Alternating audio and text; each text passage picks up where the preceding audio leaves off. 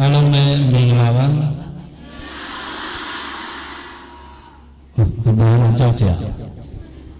Huaga punaga sero pihak biodare daima be, hobio be mahobahu di mampu niare amyot demi ye bawa madang cepat bawa adui jono yang biro miawe me madang me yang biro amyap iduri tiaw so biro me yang me Susan akan cepat interview lu korabo ada dari orang sini biaya ino jakarema login ladu deyau ye jemput dan nami bila balik alo jakarema login ladu i jemput dan ya babi nyuba dan gawe samsoi adendu layak bido nadoda bansen jare jangda jangdu sia ma everyday ya along ye sima ma min dui ni yare tu message pi ba lo me namai le pyo pya ba Mawawa min phit pa yin pyan pyo ba Mawawa min phit pa de Mawawa min lo khaw de noဟုတ်ကဲ့ Mawawa min ye atet ka balaw shi ba de le 28နှစ်ရှိပါပြီ 28နှစ်ဇာတိကဘယ်မှာမွေးဖွားပါလဲ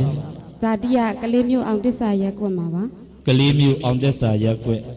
အခုနေထိုင်တာကဘယ်မှာနေထိုင်ပါတယ်လဲ နှစ်ချောင်းစုကြမင်းရွာမှာနေပါတယ် နှစ်ချောင်းအုပ်စုကြာမင်းရွာကလေးမျိုးနယ်ပဲပေါ့နော် ဟုတ်ကဲ့ပါကလေးမျိုး မိဘနာမည်ဒီလေးပြောပြပါဦး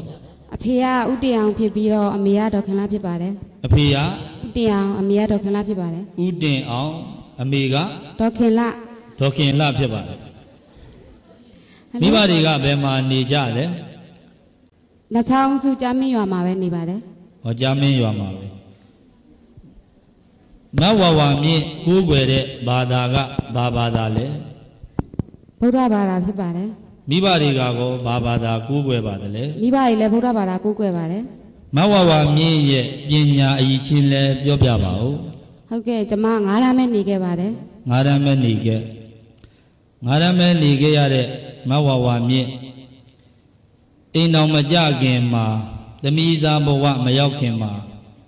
ဗုဒ္ဓဘာသာဆိုတော့ဗုဒ္ဓဘာသာနဲ့ပတ်သက်တဲ့ကုသိုလ်ကောင်းမှုတွေအသင်းအဖွဲ့တွေဘာတွေဆောင်ရွက်ဖူးပါတယ်လဲ ကျွန်မနတ်ကလိန်ဘုန်းကြီးကျောင်းမှာပုံညာကာကြီးအဖွဲ့နန်းရင်ဝင်မောင်မယ်အဖွဲ့ဘုန်းကြီးကျောင်းမှာဝေယဝဆအဖွဲ့ပေါ့နော်အားလုံးကိုတက်ဝိုင်းနဲ့ဆောင်ရွက်ခဲ့ပါတယ် မဝဝမြင့်ရဲ့အမျိုးသားနာမည်ကဘယ်လိုခေါ်ပါတယ်လဲ ဥကျော်ဝင်းလို့ခေါ်ပါတယ် ဦးကျော်ဝင်းရဲ့အသက်ကဘယ်နှစ်ပါလဲ 38နှစ်ပါ 38နှစ်မဝဝမြင့်ရဲ့အမျိုးသားကဘာဘာသာကိုးကွယ်ပါတယ်လဲ အစ္စလမ်ဘာသာကိုးကွယ်ပါတယ် အဲ့ဒီကိုကျော်ဝင်းကဘာလူမျိုးလဲ မွတ်စလင်လူမျိုးအစ္စလမ်ဘာသာလို့သိရပါတယ် ကိုကျော်ဝင်းနေတဲ့နေရကလေးလည်းပြောပြပါဦး ဝက်လက်မြို့မှာနေတယ်လို့သိပါတယ် ဝက်လက်မြို့အခုဘယ်မှာနေလဲ အခုကလေးမျိုးဝန်းသူစာဘေးမှာနေပါတယ် ဝင်းသူစာစတိုးဆိုင် စတိုးဆိုင်ဘေးမှာနေပါတယ် ဝဝင်းသူစာစတိုးဆိုင်ကိုကျော်ဝင်းကစီးပွားရေးနဲ့ပတ်သက်ပြီးတော့ဘာအလုပ်တွေလုပ်ပါတယ်လဲ စီးပွားရေးနဲ့ပတ်သက်ပြီးတော့ဓာတ်ဘူးရောက်တာတွေထီးပြင်တာတွေလုပ်ပါတယ်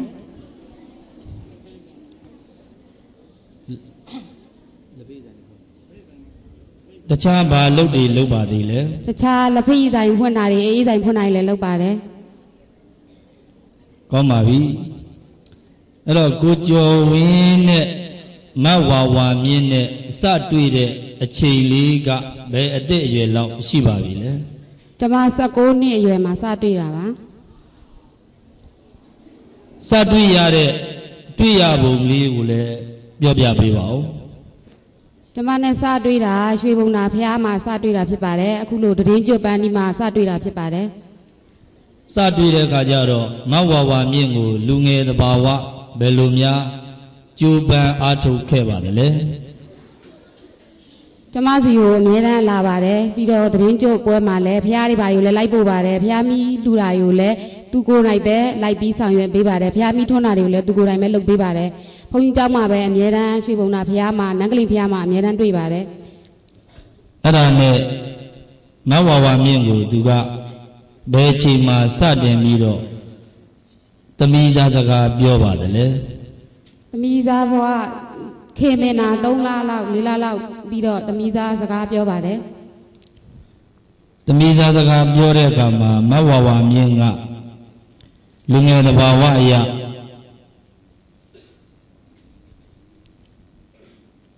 အဖြေပေးတဲ့အခါမှာဘယ်လိုပုံစံနဲ့အဖြေပေးလိုက်ပါတယ်လဲကျမသူ့ကိုကိုလိုပဲဗုဒ္ဓဘာသာထင်ပြီးတော့မှအားကိုအားထိုက်တဲ့ယောက်ျားတစ်ယောက်ထင်ပြီးတော့ကိုပေါ်မှာလည်းကောင်းမယ်လို့ထင်တယ်ကိုတည်းလည်းအသက်အများကြီးကြီးတဲ့အတွက်ကိုလည်းကောင်းမယ်ထင်တဲ့သူ့ကိုကျမရွေးချယ်ခဲ့တာပါအဲ့ဒီကဘာသာကိုးကွယ်တယ်ဆိုတာမသိဘူးပေါ့နော်ကျမလုံးဝမသိပါဘူးသူဘာသာကိုးကွယ်တယ်ဆိုတာကျမတို့လိုပဲဗုဒ္ဓဘာသာလို့ထင်ခဲ့ပါတယ်သူကလည်းဘာမှမပြောဘူးပေါ့သူကလည်းဘာမှမပြောပါဘူးအဲ့ဒီလိုနဲ့သူနဲ့သမီးစားဘဝရောက်သွားတယ်ပေါ့ဟုတ်ကဲ့သမီးစားဘဝရောက်သွားတဲ့အခါကျတော့သမီးစားဘဝမှာသမီးစားဘဝနဲ့အချိန်ဘယ်လောက်ကြာခဲ့ပါတယ်လဲသမီးစားဘဝနဲ့အချိန်က4လ5လလောက်ပဲကြာခဲ့ပါတယ်4လ5လလောက်ကြာပြီးတဲ့နောက်ပိုင်းမှာဘာတွေဖြစ်ခဲ့ပါတယ်လဲ4လ5လလောက်ကြာပြီးတဲ့နောက်ပိုင်းမှာကျမတူနဲ့ခွေးရလိုက်ခဲ့ပါတယ်ကျမကိုလည်းကောင်းကောင်းမွန်မွန်ပေါင်းတင်ဆက်ဆံလိုက်မယ်လို့ထင်လို့ပေါ့ဗုဒ္ဓဘာသာလို့လည်းထင်လို့ကျမသူခွေးရနောက်ကိုလိုက်ခဲ့ပါတယ်အားပြီးတော့3လလောက်အနေမှာပဲသူကဖះเจ้าဖះဖုန်းเจ้าနေပါတွေသွားရင်လည်းလိုက်မပို့တော့ဘူးပြီးတော့ဘုန်းကြီးเจ้าနဲ့ပတ်သက်တဲ့ဖះတွေဖះအစာအုပ်တွေဖះဥစဉ်တွေပေါ့အဲ့ဒါကိုလည်းအိမ်မှာမထားခိုင်းတော့ဘူးအဲ့နဲ့ကျမတို့မေးတာပေါ့ဘာဖြစ်လို့လဲဆိုတော့ငါနင်တို့နဲ့ဘာသာမတူဘူးငါအစ္စလမ်ဘာသာဖြစ်တယ်အဲ့တော့နင်အစ္စလမ်ဘာသာကိုပဲကိုးကွယ်ရမယ်ဝင်ရမယ်လို့အဲ့ထိတ်မှာစပြောပါတယ်အဲ့နဲ့ကျမအစ္စလမ်ဘာသာဆိုတာဘာလဲပေါ့အဲ့ဆိုတော့ပလီချောင်းရှိတယ်အဲ့ပလီချောင်းကိုကျမကိုခေါ်သွားတယ်ခေါ်သွားပြီးတော့ငါတို့ဘာသာကဒီပလီချောင်းပဲပေါ့ပလီချောင်းဒီပလီချောင်းကိုပဲကိုးကွယ်ရမယ်ပေါ့အဲ့ဆိုတော့အိမ်ပြန်လာပြီးတော့နောက်ရက်မှာအဲ့ပလီချောင်းကလူကြီးတွေကိုခေါ်ပြီးတော့ကျမနဲ့သူနဲ့ကိုနေကဖတ်ပေးမယ်နေကဖတ်မယ်ပေါ့နေကဆိုတာရုံးတဲ့လက်မှတ်ထိုးစရာမလိုဘူးငါတို့အစ္စလမ်ဘာသာမှာနေကဖတ်တယ်ဆိုရင်ဒါလမယားရမြောက်တယ်ပေါ့သူကအဲ့လိုပြောပါတယ်အဲ့နဲ့သူလူကြီးတွေပေါ့အဲ့ဒီပလီချောင်းကလူကြီး3ယောက်ကိုခေါ်ခဲ့တယ်အဲ့တုန်းကတော့ကျွန်မသူတို့မမြင်ဘူးပါဘူးအဲ့နဲ့ခေါ်လာပြီးတော့အိမ်မှာထမင်းဖိတ်ကျွေးတယ်ဖိတ်ကျွေးပြီးတော့ကျွန်မကိုဒီနေ့နေနဲ့ငါနဲ့ဒီကဖတ်မဲ့နေ့ပေါ့အဲ့တော့ကျွန်မကိုမွတ်စလင်လိုဝတ်ခိုင်းတယ်မွတ်စလင်လိုခြုံခိုင်းတယ်ပေါ့ဒါပေမဲ့ကျွန်မအဲ့ဒါကြီးနားမလဲဘူးအဲ့ဒါကြီးလည်းမလုပ်နိုင်ဘူးပြီးတော့နေကဖတ်တယ်ဆိုပြီးတော့ဗလီချောင်းထဲကိုဝင်တာမျိုးလဲကျွန်မမမြင်ဘူးတဲ့အတွက်မလုပ်ချင်ဘူးလို့ပြောတော့ဘာမှမပြောဘူးအဲ့လာတဲ့လူကြီး3-4ယောက်ကိုထမင်းကျွေးပြီးပြန်သွားခိုင်းတယ်ပြန်သွားခိုင်းတဲ့ခါကျတော့သူတို့လည်းပြန်ပြီးရောအဲ့ထိတ်မှာပဲသူကျွန်မကိုစပြီးတော့နှိပ်စက်တာပေါ့ငါခေါ်လာခဲ့တဲ့လူကြီးတွေကိုငါနေရမျက်နှာပြအောင်လုပ်တယ်ပေါ့သူကမျက်နှာပြအောင်လုပ်တယ်ဘာဖြစ်လို့လက်မခံရမှာလဲဒါလက်ခံပြီးမှလက်မယားရမြောက်တာအခုချိန်မှာလက်မယားရမမြောက်ဘူးနင်လက်မခံလို့ဆိုပြီးလူကြီးတွေလည်းပြန်သွားရောကျမကိုရိုက်တယ်ပြီးချက်ထားတဲ့ထမင်းတွေကိုလည်းလွှတ်ပစ်တယ်ပြီးတော့ချက်ထားတဲ့ဟင်းတွေကိုလည်းလွတ်ပစ်တယ်နောက်တစ်ခါဒါမျိုး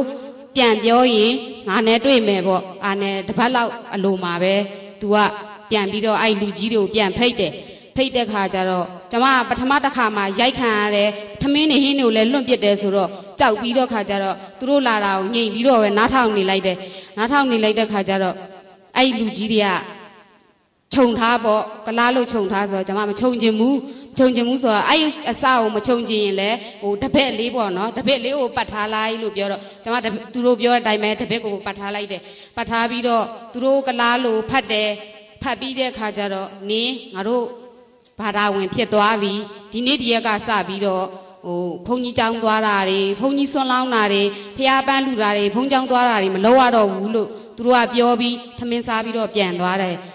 အဲ့နေ့ကစပြီးတော့ကျမလည်းအဲ့ဘာသာကိုနားမလည်ဘူးကိုဘာသာကိုဘုန်းကြီးကျောင်းကိုပဲ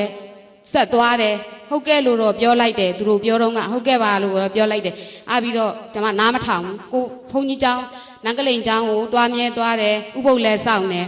အဲ့တနေ့မှာပဲပေါ့ဥပုပ်ဆောင်ပြန်လာတော့သူမရှိဘူးသူမရှိတော့ကျမလည်းဥပုပ်ဆောင်သွားတယ်ဥပုပ်နေကြီးပေါ့ပြန်လာတဲ့ခါကျတော့နေပဲသွားရလဲတဲ့ကျမလည်းအမှန်တိုင်းပဲပြောလိုက်တယ်ဘုန်းကျောင်းကပြန်ခဲ့တာဥပုပ်ဆောင်သွားတာပေါ့ဆိုတော့အဲ့နေ့မှာပဲ